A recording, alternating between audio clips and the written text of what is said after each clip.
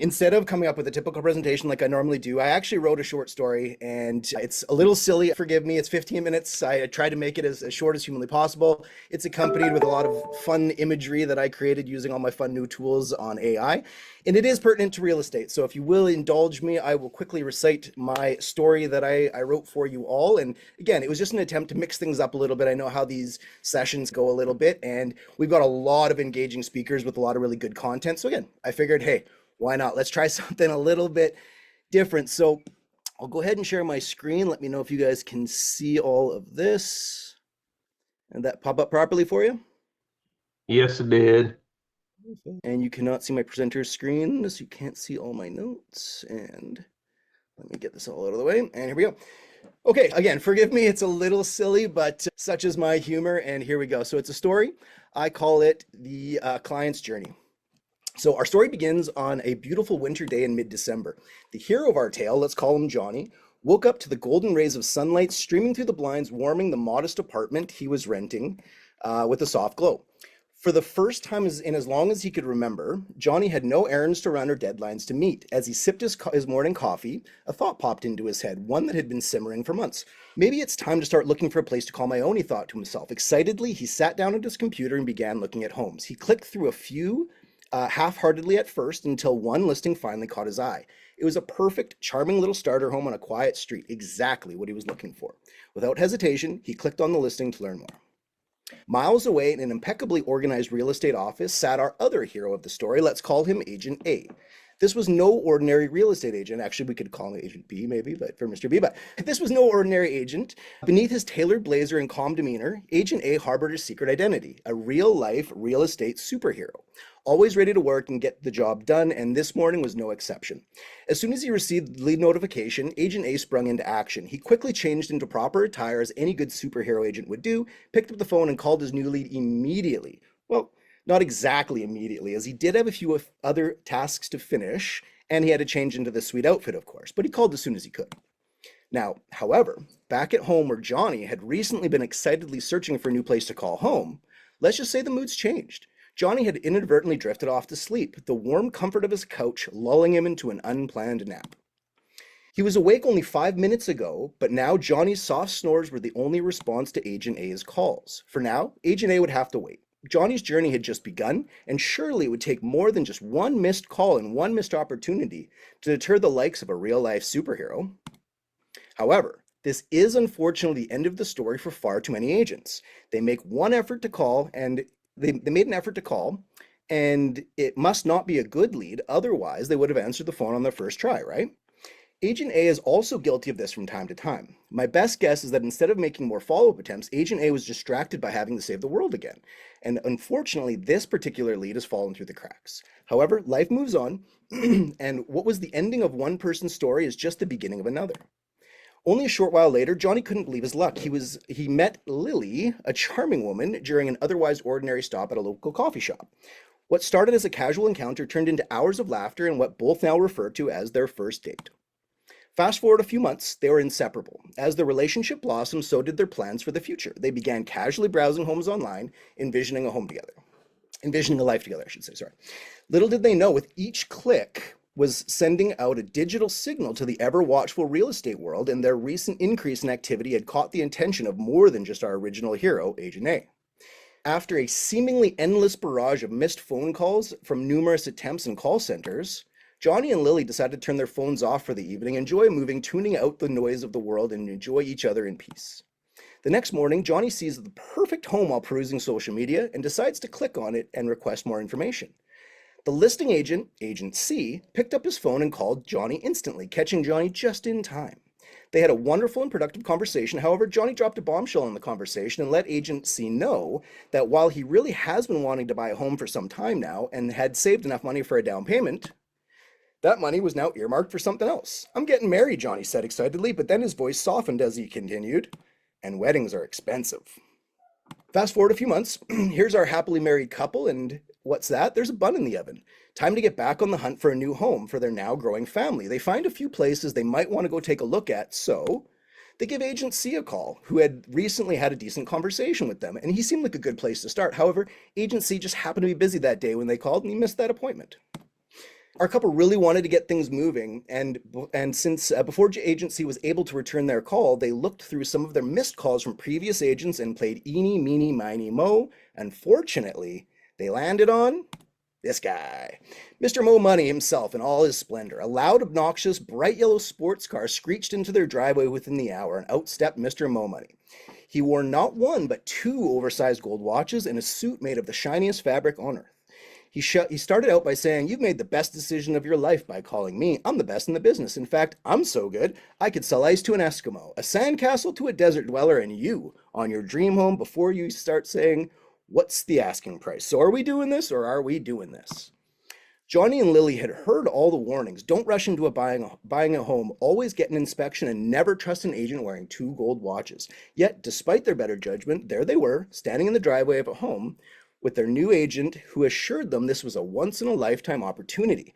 "This place won't last," he said. "Let's put an offer in right away. Let's start with an offer they can't refuse, and trust me, we can skip the inspection. I know a home with good bones when I see it." Johnny and Lily exchanged a wary glance. Every instinct told them to walk away, but Mr. Momoney's relentless charisma and self-confidence won them over in the end. "I guess he's right. We don't want to lose this one," Johnny said reluctantly. A few weeks later, the deal was done. Johnny and Lily were officially homeowners. The excitement of moving into their home was palpable until reality set in. The first hint something was wrong came their second night in the house when Johnny stepped in a puddle of water in the basement. A quick investigation revealed a cracked foundation, an old furnace on its last legs, and plumbing so outdated it should be in a museum. But the worst revelation came the next morning as they sat back on their back porch trying to enjoy their morning coffee. A loud buzzing sound filled the air. Peeking over the tall fence that bordered their property, they saw it, an aviary. Not just any aviary, but one teeming with bees. "You're allergic to bees," Johnny said. "So are you," replied Lily, already reaching for her phone. "We have to get out of here." Panic set in as they realized the depth of their mistake. The home already riddled with issues, now bees? They needed a way to get out, even if it meant taking a loss. Scrolling through their phones later that day, they came across an ad for a free home valuation. "This is it," Johnny said, clicking on the link without hesitation. "We'll sell our home, cut our losses, and start over." Lily sighed. "We should have trusted our gut and gotten an inspection the first time." The couple braced themselves for the road ahead, determined to fix their mistake and find a place they could truly call home. But one thing was certain, they would never again trust another agent wearing two gold watches again. Johnny and Lily sat in their kitchen checking their inbox for responses to the home valuation ad they clicked on. "Homes and Brains Real Estate," Johnny muttered, scratching his head. "What a weird name for a brokerage. But if they can help us sell this place, then who cares, I guess." The couple set an appointment for the next day. However, what they didn't realize was the chain of events they had just set in motion. For Homes and Brains Real Estate was no ordinary outfit, but instead a mega brokerage with thousands of agents who all had quotas to fill. At first, it was subtle. A lone figure shuffled up their driveway, dressed in a tattered suit with a crumpled contract in hand. Johnny peered out the window and asked, "Is that a realtor?" Then came the others, one by one. Zombie-like real estate agents emerged from the shadows, their faces pale and their eyes dimly glowing. Each clutching contracts and pens, they pressed forward, murmuring in unison, "Sign the contract, take the deal." Lily screamed as the horde grew, now surrounding the house. "We need to get out of here," Johnny shouted, attempting to barricade the door, but it was too late. The door buckled under the weight of the zombies, and they began to pour inside, contracts in hand, pressuring the couple further. "Sign the contract, take the deal," when all of a sudden, Johnny's phone rings. It's Agent A. He'd been doing his 12-month follow-up calls and decided to make one last call for them. It just so happened to be Johnny, and what good timing it was. The funny part is Agent A almost missed this other opportunity as well, as he'd just gotten off the phone with a terrible lead that was a giant waste of time, and he was just about to call it a day before making one final call. Agent A showed up just in the nick of time and saved the day, as he often does. In minutes, his cape fluttering behind him, Agent A arrived at Johnny and Lily's house. The zombie horde turned their heads in unison, sensing a powerful adversary. With one sweep of his tablet, Agent A pulled up all the home stats and said, "All right, you undead deal chasers, this home is under new management." The zombies immediately began to retreat and headed back to whence they came. Agent A took control of the situation and found a local handyman who was looking for a fixer-upper and wasn't scared off by the home's many issues. He negotiated a fair deal, getting our couple out from under their terrible mistake, and with enough money to start over fresh. Days later, Johnny and Lily sat in their new home, a cozy, inspected starter home in a quiet neighborhood far away from aviaries and zombie hordes. As they unpacked, Lily glanced at Johnny with a smile. "After all, I think Agent A really is a superhero. Maybe we should just call him first next time." And with that, they lived happily ever after, knowing that they'd finally found a home worthy of their growing family. The end. Again, I know it's silly, but the moral of the story really came from a couple things for me. And it started with I turned 40 recently and I decided I should look at my life insurance. I should look at a few of my policies. What happens if something happens to me? What happens to my family? And I started clicking around on a few sites and I was not ready to talk to anybody. I got blown up. I had 4 or 5 different companies reaching out to me, calling me relentlessly for a short period of time. That went on for about a week. One of them continued to call, but not relentlessly. I got a call every 2 to 3 weeks from these people for the better part of this last 8 months. I finally, this was very recently, I was carrying a load of boxes and I was about to walk down my stairs and my dog decided to get right in front of me. I tripped on my dog and I started to fall down the stairs, somehow catching myself before I actually tumbled to my doom. And in that moment, I thought to myself, like, oh yeah, I probably should talk to one of these people about life insurance. And I can't, you can't make this stuff up. 10 minutes later, almost to the minute, I got another call. It was that same person who'd been calling me relentlessly that I had not answered. They've been sending me emails. They've been sending me all sorts of follow-ups. I wasn't ready for the conversation. Was I interested in what they were selling from the get-go? I was. What's the old quote? Success is where opportunity and preparation meet. That's the general idea. And in this particular moment, the opportunity was there. The individual happened to call me at the right time. Did he know that I just tripped down my stairs? No way he knew that.